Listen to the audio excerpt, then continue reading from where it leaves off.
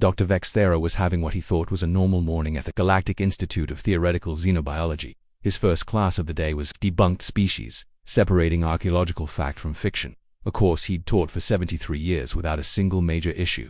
Today's topic, his personal favorite, proving that the legendary Terrans, the so-called humans, never existed. He said, waving all 6 of his arms as his shiny insect-like body reflected the glow from the plasma lights overhead today. We continue exposing one of the galaxy's longest-running archaeological myths, the supposed humans from the mythical Sol system. The lecture hall, filled with 47 graduate students from different species, settled in. They knew what to expect. Dr. Vexthera was famous for tearing apart anything evil. Let's review their supposed traits, he said, pulling up a hologram. They supposedly walked on 2 legs on a planet with 11.2 meters per second gravity. They had only 2 eyes, both facing forward, meaning they had to turn their entire heads just to see the sides. And most ridiculous of all, their skin was completely exposed. No armor, no toxin protection, no proper way to handle extreme. A young Ilarian student raised one of her shimmering limbs. But what about the Cell 3 archaeological sites? Professor, the orbiting structures. Contaminated sites, Vexthera interrupted confidently, clearly a mix of artifacts from different civilizations. Bad dating methods. There's no way one species made all of that. Too inconsistent. He moved to the next slide, a chart of supposed human traits. Now look at this nonsense, he said. The stories claim humans had something called an adrenaline rush, a hormone that gave them a sudden physical boost when they were scared or stressed, completely made up. No real biology works that way. Evolution doesn't favor temporary risky enhancements. The students nodded. It made sense. Nature preferred reliable systems. But it gets weirder, Vexthera went on, his tone amused. These myths say humans could survive contact with dihydrogen monoxide, both as a liquid and gas. They supposedly drank rotted plant liquid called alcohol and even ate a chemical called capsaicin that caused them pain. For fun, several students made gagging sounds, or the closest thing their species allowed. But the most unbelievable part of the story, Vexthera said, getting more animated, is their mindset. These fictional humans supposedly formed deep emotional bonds with other species, even risked their lives to protect creatures they weren't related to. They even kept predators as pets, he added, shaking his head, and they formed strong friendships with animals that couldn't talk, couldn't work, and were sometimes dangerous. They should have been prey animals, Dr. Vexthera said, waving at the hologram. No logical evolution would ever lead to this kind of behavior. Helping other species, risking your life for something you're not even related to. That goes against every rule of natural selection. A Zeparian student raised a scaled tentacle, clearly confused. But professor, if humans were made up, how do you explain all their cultural records, the books, music, art? It all seems too detailed and consistent to be fake. Dr. Vexthera actually smiled. Excellent question. It just shows how far the deception goes. Clearly multiple primitive species worked together to create this myth, the so-called Internet Archives, a huge collaborative fiction project. No way one species could create so much different content.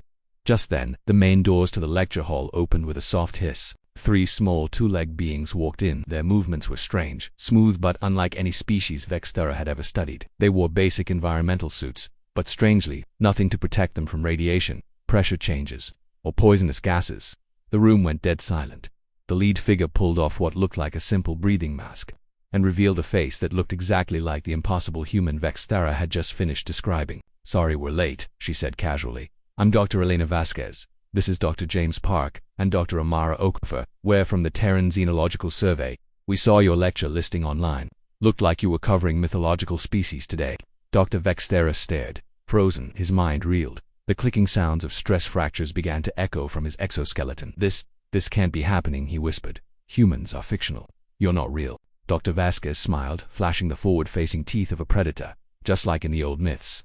Well, we are real, she said, still smiling. And apparently you've been teaching for about a century that we're not. So we figured it was time to clear things up before your students take those mistakes into the galaxy. Dr. Park glanced at a small handheld device. Yeah, figured it'd be easier to correct the record in person. But your biology.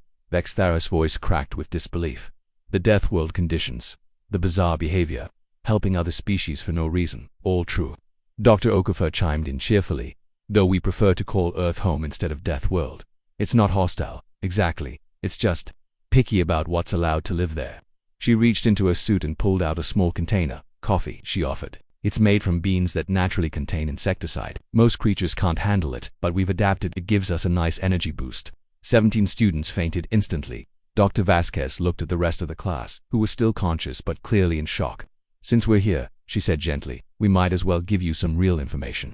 Your professor actually got a lot right. He just didn't think it could possibly be real. A trembling Cathver student finally managed to speak. You really live on a Class 12 death world. Class 12 seems a little harsh, Dr. Park said, thinking, Earth's got great weather most of the time. Sure, we get the odd ice age, supervolcano, asteroid, or magnetic pole reversal, but that's just a regular Tuesday for us. You form emotional bonds with other species, whispered an Altian student, shocked. Absolutely. Dr. Okafor nodded with a warm smile. I have a dog named Captain Snuggles. He's a descendant of wolves, apex predators we domesticated about 15,000 years ago. He sleeps in my bed, and I would literally die to protect him. A few more students fainted on the spot. Dr. Vexthera had started making strange, high-pitched noises, sounds his species only made during a full mental breakdown. But evolution, natural selection, survival efficiency, he stammered. Actually, Dr. Vasquez said gently. Humans evolved in such a dangerous environment that bonding with others helped us survive. We're wired to connect. If something doesn't try to eat us right away, we usually try to make friends with it. She looked around at the sea of fainted students and a few wide-eyed survivors. Should we call medical? She asked, genuinely concerned. A lot of your students are showing stress symptoms. Dr. Park checked his watch. We should probably get going anyway. We have a meeting with the Galactic Safety Council. Turns out humans weren't on the dangerous species list because everyone thought we didn't exist. As the three humans walked toward the exit, Dr. Okafor paused and turned back. Professor Vestada, you may want to update your syllabus. The Galactic Education Authority recently updated the xenobiology guidelines. It's now considered academically unacceptable to teach that we're fictional, while we're actively working with half the galaxy. She smiled one last time, and the remaining conscious students flinched at the sight of those very real, very sharp predator teeth. When the door closed behind them, the lecture hall was dead silent, except for the soft cracking of Dr. Vexthera's exoskeleton under stress. Finally, a nervous Zephyrian student spoke up. Professor, should we call someone? Dr. Vexthera looked at the holograms, the charts, the lecture notes to 73 years of work. Now meaningless, all of it based on the idea that humans didn't exist. Yes, he whispered, defeated, call retirement services, and the university therapist, and probably legal, just to be safe. He slumped against the podium. And someone please explain to me, he muttered, how I spent nearly a century proving the species next door was imaginary. The event became legendary in academic circles, sparking new fields like reality verification in xenobiology and why you should actually check before declaring a species fictional. Dr. Vexthera eventually recovered. He retired from teaching and wrote a best-selling book, My Worst Day, How I Learned Impossible Things Are Usually Just Improbable. Every year on the anniversary of the incident, the Terran Xenological Survey sends him a gift, a case of coffee, with a note that reads, for the professor who proved humans don't exist, thanks for keeping us humble. Some lessons, it turns out, are worth learning the hard way.